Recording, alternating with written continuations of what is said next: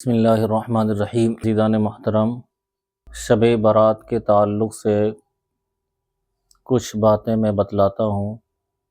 دعا کریں کہ پروردگار عالم ان کا سمجھنا ہمارے لیے آسان فرمائے اور عمل کرنا بھی آسان فرمائے۔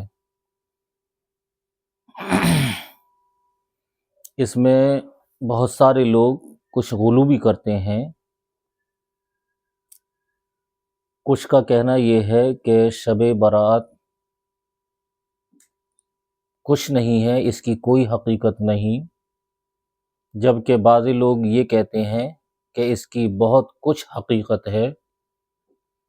تو یہ دونوں ہی خیالات صحیح نہیں۔ درمیانی جو راہ ہے جس کو اعتدال کہا جاتا ہے وہ صحیح ہے، کہ ایسا بھی نہیں کہ یہ کچھ نہیں اور ایسا بھی نہیں ہے کہ یہ بہت کچھ ہے۔ اس سے پہلے کہ ہم اس کے بارے میں بتلائیں کہ اس میں کون سے اعمال کرنے کے ہیں اور کون سے اعمال نہ کرنے کے ہیں، پہلے لفظ برات جو ہے اس کے تعلق سے جان لیتے ہیں۔ فارسی زبان میں شب کے معنی رات کے آتے ہیں، اور یہ لفظ برات نہیں بلکہ براءت ہے۔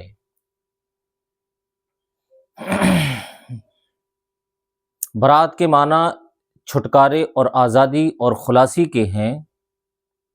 تو چونکہ پروردگار عالم شعبان کی 15ویں شب کو قبیلہ بنو کلب، جو عرب میں ایک مشہور قبیلہ تھا، اور اس قبیلے کی جو بکریاں تھیں جس کی کثرت کی مثالیں دی جاتی تھیں، اس کے تعلق سے حدیث میں آتا ہے کہ اس قبیلے کی بکریوں کے بالوں کے برابر یا بکریوں کے برابر پروردگار عالم لوگوں کی جہنم سے خلاصی عطا فرماتا ہے اور چھٹکارا عطا فرماتا ہے۔ اس بنیاد پر اس کو شب براءت کہا جاتا ہے۔ ایک تو اس میں رات کی عبادت ہے اور دوسرے دن کی عبادت جس کو روزہ کہا جاتا ہے۔ یہ سمجھنا بھی فائدے سے خالی نہیں ہوگا کہ بعض ناواقف لوگ یہ سمجھتے ہیں کہ یہ شب براءت جو ہے یہ شب قدر ہے، لیلۃ القدر ہے، اور جو اہمیت لیلۃ القدر کی ہے وہی اہمیت وہ اس رات کی سمجھتے ہیں اور مانتے ہیں، جبکہ ایسا نہیں ہے۔ لیلۃ القدر کے بارے میں قرآن پاک نے خود فرمایا ہے، انا انزلناہ فی لیلۃ القدر وما ادراک ما لیلۃ القدر، کہ بلا شبہ اس قرآن پاک کو ہم نے لیلۃ القدر میں نازل فرمایا ہے یا اتارا ہے۔ وما ادراک ما لیلۃ القدر، اور اے مخاطب تجھے پتہ بھی ہے کہ لیلۃ القدر ہے کیا؟ لیلۃ القدر خیر من الف شہر، قرآن پاک خود جواب دے رہا ہے کہ اگرچہ رات ایک ہے لیکن 1000 مہینوں سے افضل ہے۔ یہ شب قدر ہے، جس کے بارے میں قرآن پاک نے دوسرے مقام پر فرمایا جو سورہ بقرہ میں ہے، بقرہ کے معنی گائے کے آتے ہیں، شہر رمضان الذی انزل فیہ القرآن ھدی للناس، رمضان کا وہ مقدس مہینہ ہے اور بابرکت مہینہ ہے جس میں قرآن پاک کا نزول ہوا۔ یہ علیحدہ بات ہے کہ قرآن پاک کا نزول 2 مرتبہ ہوا، ایک تو لوح محفوظ سے آسمان دنیا پر، اور دوسرے آسمان دنیا سے آقا علیہ الصلوۃ والسلام کے قلب اطہر پر۔ لوح محفوظ سے جو آسمان دنیا پر اس کا نزول ہوا تو بیک وقت ہوا، تدریجاً تدریجاً، آہستہ آہستہ نہیں ہوا، ایک ساتھ ہوا، اور آسمان دنیا سے آقا علیہ الصلوۃ والسلام پر جو اس کا نزول ہوا ہے تو آہستہ آہستہ۔ یہی وجہ ہے کہ 23 سال کے ایک لمبے عرصے میں قرآن پاک مکمل نازل ہوا ہے۔ خیر یہ بات تو شب قدر کے تعلق سے تھی۔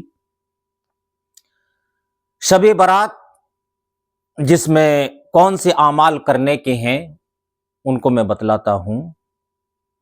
بعض لوگ اس قدر اہتمام کرتے ہیں کہ غسل کرنا، نئے کپڑے پہننا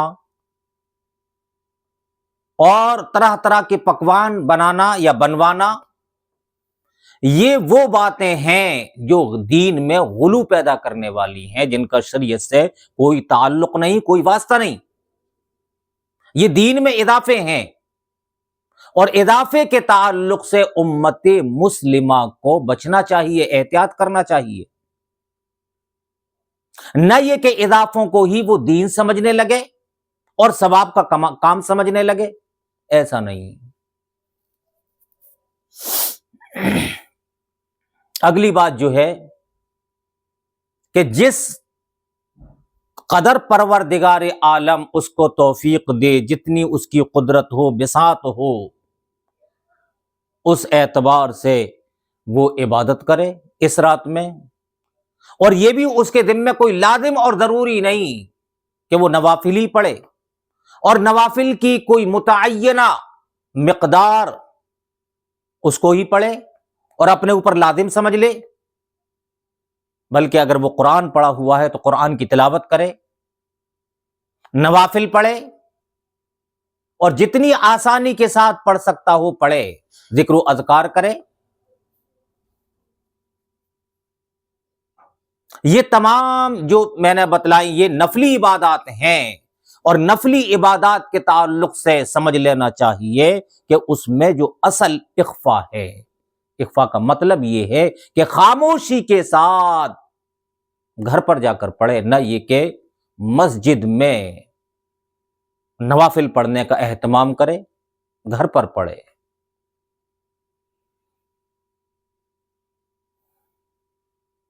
بعض حدیث کی کتابوں میں ایک روایت آتی ہے کہ جس رات شب برات تھی، شعبان کی 15ویں شب، وہ شب حضرت عائشہ رضی اللہ تعالی عنہ کی باری کی شب تھی، یعنی اس رات کو حضرت عائشہ رضی اللہ تعالی عنہا کے یہاں باری تھی آقا علیہ الصلوۃ والسلام کی۔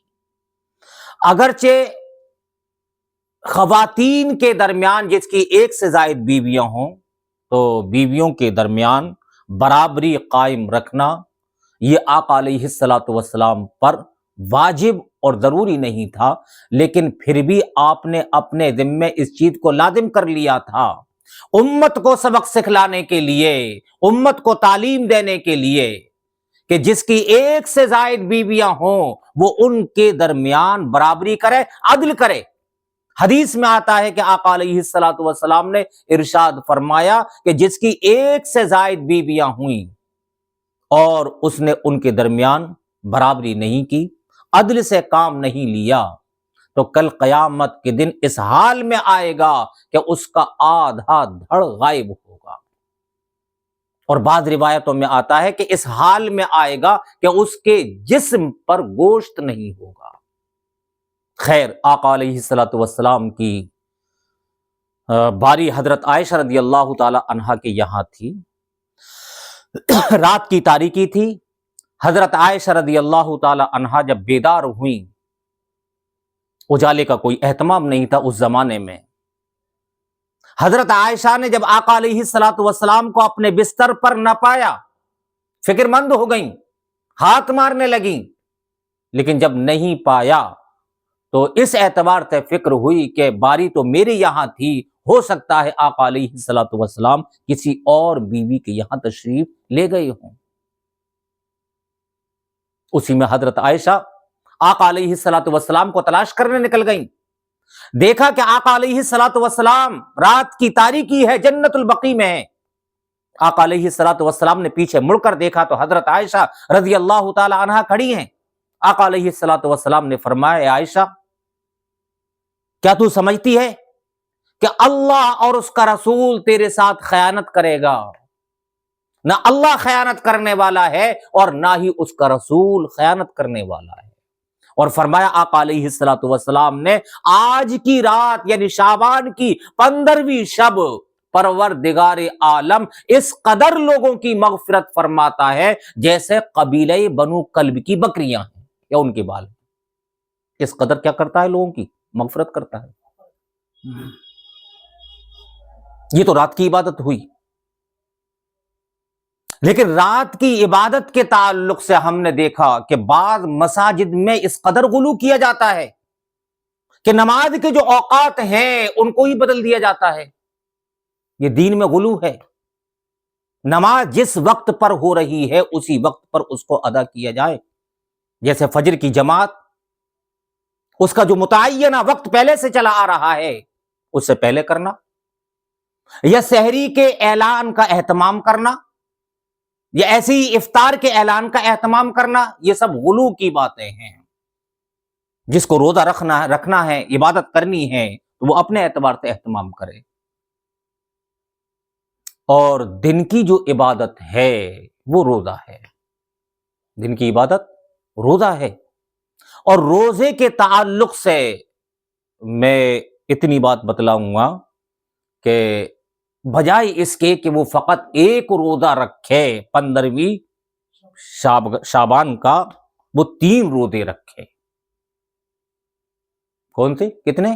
3 روزے، چاند کی 13، 14، 15 تاریخ، اس میں 15 شعبان بھی آ گئی، 13، 14، 15، ان 3 تاریخوں کی، اس لیے کہ حدیث میں آتا ہے کہ آقا علیہ الصلوۃ والسلام ہر مہینے کی ان 3 تاریخوں کے روزے رکھا کرتے تھے۔ ان کو کہا جاتا ہے ایام بیض، اور ان کی فضیلت کے تعلق سے احادیث میں آتا ہے کہ ان 3 دنوں کے روزوں کی فضیلت دوسرے دنوں کی بنسبت زیادہ ہے، دوسرے دنوں کی بنسبت کیا ہے؟ زیادہ ہے۔ تو 2 باتیں ہمارے سامنے آئیں، ایک تو رات کی عبادت، جس قدر اس کو توفیق ہو اپنے اوپر لازم اور ضروری نہ سمجھے اتنی عبادت کر لے، اور دن کا روزہ رکھ لے۔ اگلی بات یہ کہ رات کو عبادت کرنے کا اور دن میں روزہ رکھنے کا یہ معنی ہرگز نہیں ہے کہ وہ دوسرے پر لان تان کرنے لگے کہ صاحب میں نے تو پوری رات عبادت کی اور فلاں صاحب پوری رات بھر سو چادر تان کر کے، یا انہوں نے روزہ نہیں رکھا۔ یہ سب غلو کی باتیں ہیں، اس کا مطلب وہ لازم اور ضروری سمجھ رہا ہے، حالانکہ شریعت میں نہ رات کی عبادت لازم اور ضروری ہے اور نہ ہی دن کا روزہ لازم اور ضروری ہے۔ یہ مختصر اور بنیادی باتیں تھیں شب برات کے تعلق سے جو میں نے آپ لوگوں کو بتلائی۔ اللہ تبارک و تعالیٰ سے دعا ہے کہ عمل کی توفیق عطا فرمائے۔ وآخر دعوانا الحمدللہ رب العالمین۔ اردو کے دلچسپ اور معلوماتی ویڈیو دیکھنے کے لیے ایم خورشید خان کا اردو ادب یوٹیوب چینل کو ضرور سبسکرائب کریں اور گھنٹی کے نشان کو ایک بار دبا دیں تاکہ ہماری ہر نئی ویڈیو کا نوٹیفیکیشن آپ کو سب سے پہلے مل جائے۔ مزید معلومات کے لیے رابطہ کریں 8477965321 پر۔